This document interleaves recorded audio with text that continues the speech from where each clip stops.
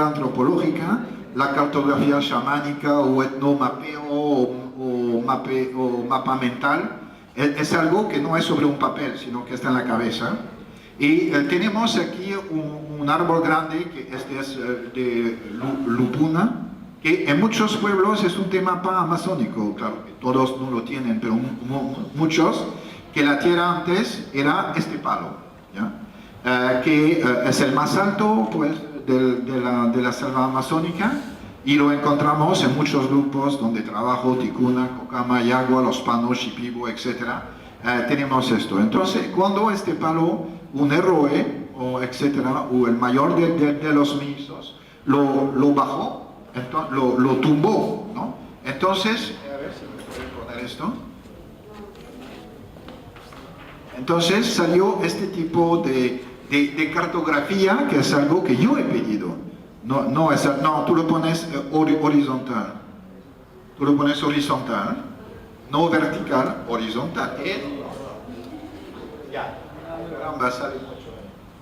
Bueno, aquí sería el palo que han visto, la representación que sería, digamos, horizontal, que va de este a oeste, que ve que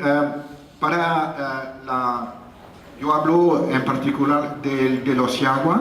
Ellos comparan la tierra, tenemos el Amazonas aquí, digamos en el centro, ellos comparan la tierra, que sería eso, cuando el árbol de la vida se cayó, como una cerbatana, ¿no? Como una cosa que sirve para la cacería, donde se sopla.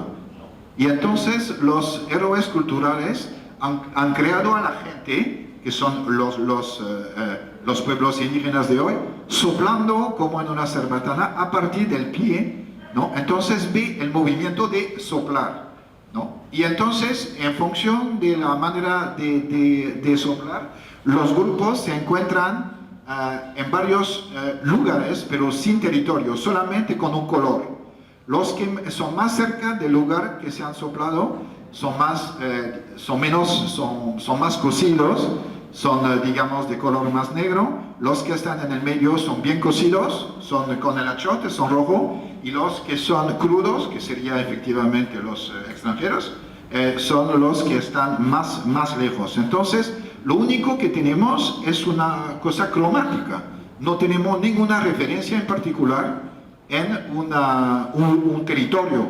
Solamente que la gente podía deslizar sobre el eje, que es el Amazonas, que corresponde al alma de la cerbatana, ¿no? Como uno pone su flecha y sopla.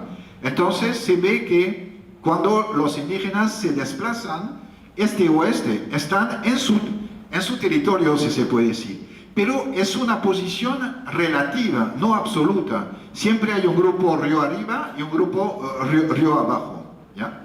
Entonces, esta imagen nos muestra que si pegamos a la mitología, al discurso, digamos, no todavía fabricado, entonces tenemos mucha dificultad, incluso para los grupos hoy día que dicen que ya tienen territorio y han tenido territorio todo el tiempo. No hay ningún lugar en el conocimiento, digamos, cosmológico o mitológico que asimila un pueblo con un territorio. Esto ha sido importante en el sentido también de pensar la relación con el espacio. Es decir, que cuando uno se desplaza con todo su relación al espacio. No se desplaza dejando atrás pues, un lugar que sea fijo, que podía corresponder a nuestra manera de pensar la geografía. Entonces, por eso que se dijo que eran nómadas o minómadas, no. Solamente que tienen un sentido de relación al espacio que es completamente móvil y que sigue solamente direcciones, no sigue superficie. Entonces, cuando durante la declaración sobre los derechos de los pueblos indígenas que se firmó en la ONU en 2007, se habló de derecho como de territorio, como derecho humano. Ustedes han visto el libro, bueno, lo mostró después de Perico García y Alexandre Surayer sobre el territorio como un derecho humano. Se se creó la necesidad absoluta de determinar la territorialidad, los límites. Entonces se empezó durante las décadas de los años 60, 70, 80 a crear lo que se llama, esto lo muestra también, digamos, horizontal. Usted va a ver la diferencia entre el modelo de mirar la tierra, la frontera, y esta, que es la estatal, que es completamente lotificada. Este es el mismo mapa que lo que hemos visto anterior de los Yagua, que tenía la forma de un árbol que decía que era Cerbatana. Estamos en el mismo lugar. ¿Ve usted la diferencia que hay de representación entre la primera y la segunda? El problema que este es el referencial, esa es la geografía estatal. Entonces, ¿cómo podemos pasar de una manera de pensar, digamos, el espacio a pensar un territorio? Entonces se hizo, esta es la última, se hizo este tipo de mapa que es intermediario entre lo que sería su visión, digamos, como lo hemos visto ahí. A ver.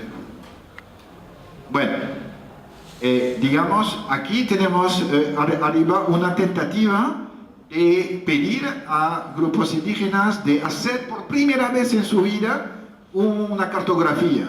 Entonces lo han hecho con los instrumentos que podían tener, lápiz, todo eso, y trataron de escribir aquí la cosa que para ellos pues tiene un sentido, un río, un hueco, una caverna, una cascada, digamos, etcétera, que se llamó lugares sagrados para tener más peso frente al ministerio, ¿no? Porque es sagrado, entonces es algo importante, ¿no? Entonces, y se empezó a hacer ordenamiento territorial. Pero eso ha hecho un trabajo, digamos, es un trabajo muy largo y que ha pedido un cambio, digamos, muy importante. Primero se hizo, tú puedes apagar, ya, muchas gracias. Primero y ahí de repente me van a criticar, pero es exactamente lo que quiero un poco discutir. Tenemos una esencialización de esta dualidad pueblo-territorio, como lo hemos hecho en lingüística, como un pueblo, una lengua, que ha sido efectivamente uno de los grandes reduccionismos que hicimos, sabiendo que la mayoría de estos grupos eran multilingua, ¿no? Entonces, a todo precio, nosotros tenemos que ordenamiento territorial, tenemos que clasificar las lenguas. Sabemos que no hay lengua pura, no hay lengua, etc. Las lenguas es una mezcla. El arawak tiene un poco de carib, tiene un poco de guaraní, tiene un poco de etcétera, etcétera, ¿no? Y entonces es una posición muy criticable de hacer corresponder, si tomamos el punto de vista, digamos, de los, y no la cosmografía, digamos, nacional, es muy criticable el hecho de corresponder un pueblo, un territorio. También se ve la necesidad de que cada pueblo indígena disponga de un trabajo antropológico o geográfico antropológico para sustentar la autodeterminación, demostrar finalmente la existencia frente al Estado de un pueblo indígena. De ahí viene todo lo que hoy día conocemos, en particular de la noción de patrimonio cultural, que es una aberración